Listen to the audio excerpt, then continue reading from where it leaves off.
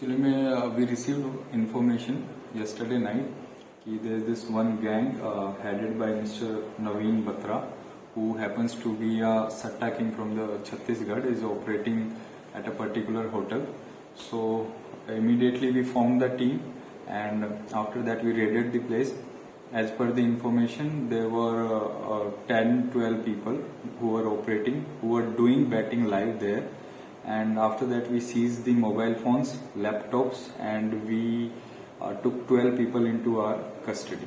After that we did all the parts of the investigation, Panchnama, etc.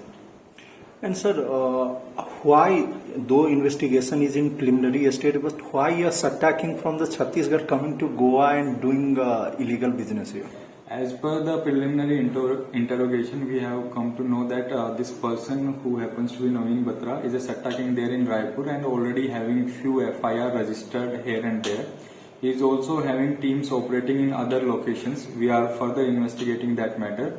So they look for a place who is tourist friendly, who is IT friendly, and who happens to be a urban location. So primarily two reasons: to avoid the Chhattisgarh police, and second, away from the hometown, looking for a urban location suitable for the boys, the team they work with.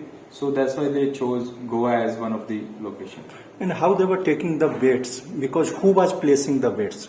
Okay. How the network works? So this whole network was online based. So they had one online platform named as Exchange. There may be any exchange. So they will create IDs.